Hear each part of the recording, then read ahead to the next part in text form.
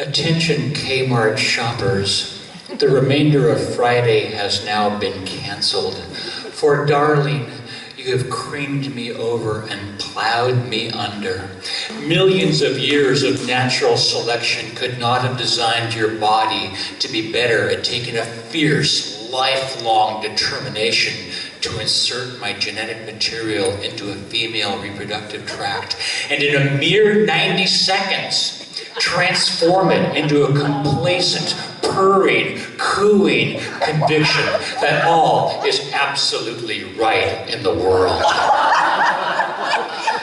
Now, hundreds of millions of years ago, natural selection determined that a better way to maintain robust and resilient genetic diversity and health was to replace the simpler hermaphroditic, self-fertilizing multicellular creatures with newer species that were characterized by having male and female members.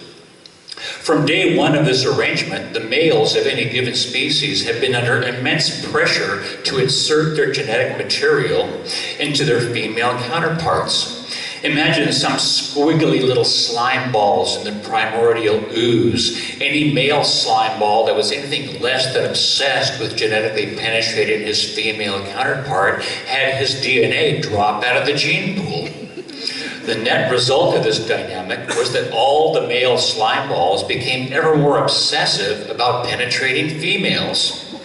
Fast forward several 100 million years and walk into any singles bar, and you can see this at work. You've got the descendants of those slime balls, who sometimes are also called slime balls, and they'll do anything to insert their genetic material into any female they can get a hold of.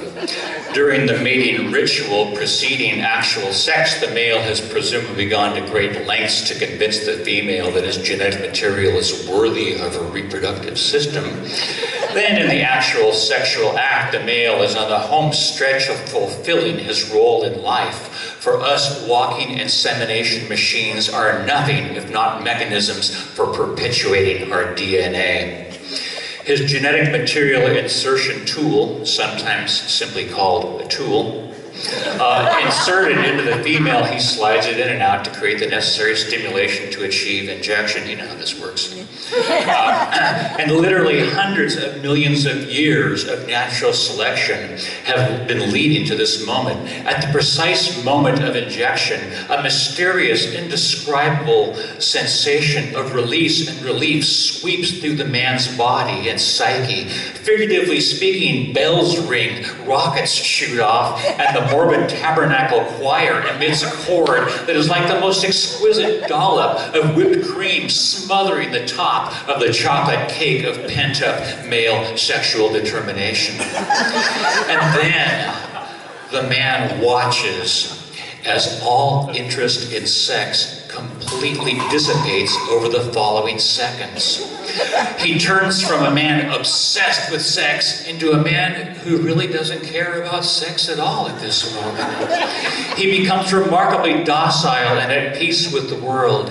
You see, once the male has injected his genetic material into the receptor of the female, it takes several hours for the male to recharge and prepare more genetic material for insertion, during which time all obsession with insertion of genetic material, in other words, sex, can be fully suspended.